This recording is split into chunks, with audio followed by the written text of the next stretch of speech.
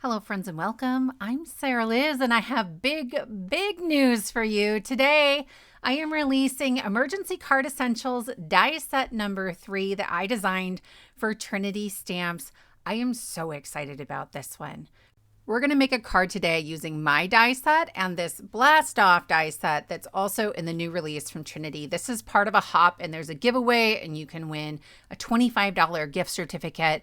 But my friends, can I just gush for a minute about how excited I am to be releasing another interactive die to make really easy interactive cards, right? There are 4 different ways to use this die set, and we're just going to do one of them today. But there is a full intro to video over on the Trinity channel. If you want more information about that, I'll link it below. In that description box, you will also find a link to the Hop playlist. They're all sort of collected in the same place, so you don't have to keep clicking through different links. It makes it super quick and easy. There is tons of incredible inspiration because this was the collection that we were showing at Creativation a couple of weeks ago, and so everybody just outdid themselves. Anyway, while I was doing all of that, I've been building this rocket. This rocket is bigger than the rocket that is in the Emergency Card Essentials die set because that set is really primarily to give you the interactive elements, and then the rocket is a bonus. This guy, I am stacking up a bunch of the pieces a couple of times. If you're going to put this rocket straight on the front of your card, no need to stack things up. If you are going to make him move, which we're going to do, I would recommend using 100-pound cardstock. If you're going to use 80-pound or lighter, I would stack it up. I'm using 100-pound and stacking it because there are children in my family and they're hard on cards, and I don't want anything to happen to this one because then there's tears and then they want me to do card surgery, and it's like I didn't bring my surgeon's bag to my mom's potluck. So here we go. I have added a little extra piece to attach the flames to the body of the rocket, right? So there was just an extra strip of cardstock connecting them because otherwise there's only a little bit of cardstock where they overlap. But other than that, I have put this die together exactly as it was intended. I will say I overthought these little feet that it's standing on, right? You can see me, I'm using my grid and I'm trying to get it lined up so that I'll know how to line up the other one. That did not work, right? Some days I think a little bit too hard. But in the end, I'll just pick it up, we'll glue it on there, and it's going to be great. We'll just wiggle it until it looks right, which is what I should have done in the first place. So here's our rocket. Isn't she cute? I'm going to bring in this other couple of dies, right? So there are 2 large dies that will create plumes of smoke, though I've also used them as clouds, and they sort of come from the rocket bottom, but you can arrange them on your card front panel however you want. So you can do it for a portrait or a landscape. I want to cut a hole in the middle of my card for my rocket to slide through. And so I actually cut away the middle section and I'm going to stamp on there. I'm using the stamp set Out of This World. It has a bunch of planets, and then it also has this sort of triangle smattering of stars and sparkles, and some really great sentiments. I love the fonts on here. So I have arranged those, and I am going to put some anti-static powder all over everywhere, and I'm going to stamp with some white pigment ink. So I have my little triangle of stars, and then there's a few extra random stars in the set, and I am going to stamp those as well. In fact, I will stamp the individual stars a couple of times before we go to put some embossing powder on there. The embossing powder I used was a pearly clear-ish. If I had this to do over again, I think I would do a white embossing powder with a little bit of glitter. I think that would be great. In person, this is beautifully shiny and you can see it really well. On camera, it's a little difficult to pick up the shine and texture and pattern of this background. So to help it stand out, I am grabbing my teal blending buddy and I'm just using whatever ink is left on there, and I'm going around the edges and I'm going to go over that little triangle of stars, and then I can just wipe away the excess ink and it stands out and is just a little more impactful. From my new die set, I am grabbing the third largest of the 4 dies that will cut a slot in your card. I picked this one because it will hide entirely behind that rocket. And I want it to be sort of a surprise when you pull it that this rocket's going to launch up and off the top of the card. I am trying my best to get it lined up straight up and down. It will help the mechanism move. I'll tape it to the card and run it through my die cutting machine. And you can see I have a lovely like straight slot through the center of the card. Now I can decorate. Could I run it through with these layers of cardstock from the plumes of smoke and stuff? Yes, but I have found that when you do that, sometimes I have to run it through my die cutting machine more than once because the panel is raised in some areas, but it can be done. Just run it more than once and you'll be fine. So I have these on either side, and then I have the largest skinny rectangle. Okay, there's sort of 2 tall skinny rectangles. I want the thicker one. And I'm going to run this through with the larger of the half moons. And this is so you can create a notch for a pull tab. Well, I'm not hiding my pull tab inside the A2 panel. It's going to hang out. So instead, I have 2 layers. The back one, I've stamped pull from Paper Crafting Magic just in some white pigment ink at the bottom. And then when I layer these up, I get this really beautiful effect. It also makes it a little sturdier for all the small hands in my family. And there's some lovely like piercing detail created by that half moon die. I'm using some blue pigment ink to stamp happy birthday on my card. The stamp set is called Another Orbit, and I love those little bitty astronaut men. They are so stinking cute. I almost showed you guys that card for Hop Day. It's coming. There's so much coming. I kind of went overboard. But here's the fun part. I grabbed the die that looks like an H, the larger of the 2. So I have that guy. And then I have a piece of acetate from, I think that was from some cardstock, right? So die cut packaging, stamp packaging, either one. It's a little narrower than 2 1/4 inches. And then I put some double-sided tape at the top.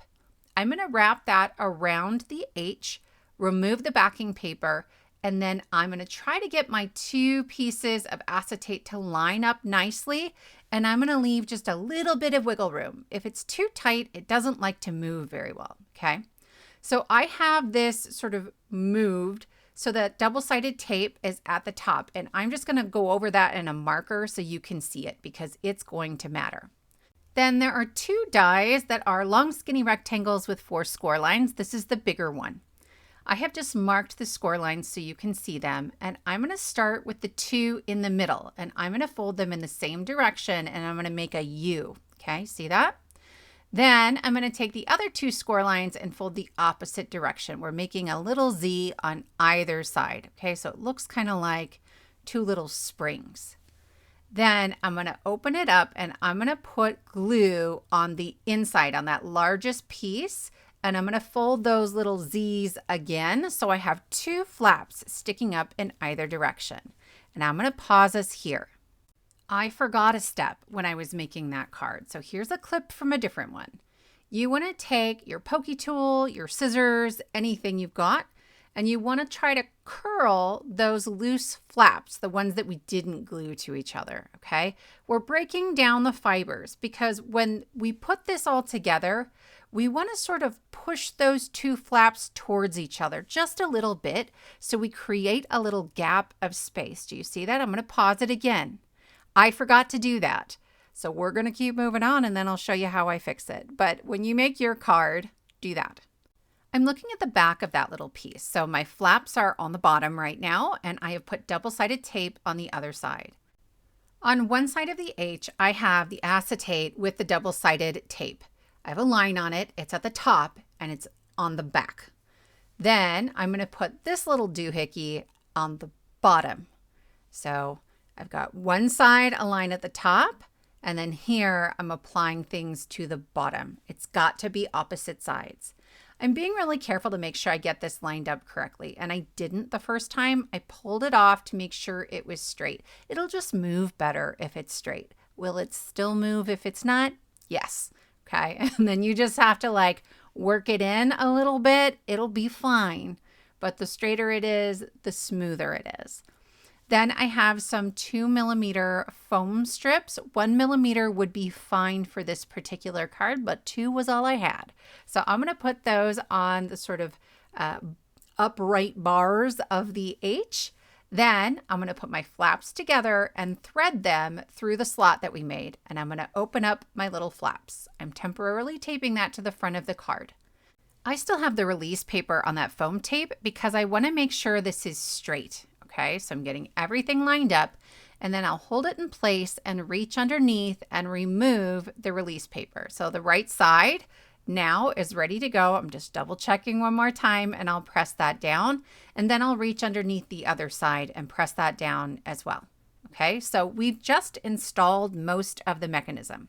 Next, we're going to add the pull tab. I'm double checking my position, and that will reach all the way to the top of my mechanism, which is important. I'm adding double-sided tape over the line that we drew, so it's right over top of the other double-sided tape. Then I'm just eyeballing how far I want that slider tab to sit below my card. So I've got a little mint tape there. I'm just going to keep track of that. I'm going to install this so that it's taped to the top, okay, of my slider mechanism. So I'm lining up my mint tape at the bottom. I have my exposed double-sided adhesive on my acetate. I'll line everything up, press it down, and now, okay, I'm good to go. I'm going to add more foam tape to the other parts of the H. That means I actually have 4mm of foam tape on this card, y'all. You could use 1mm. I couldn't find mine. All right. But because of that, whatever foam you use, you need to double it up for the rest of the card.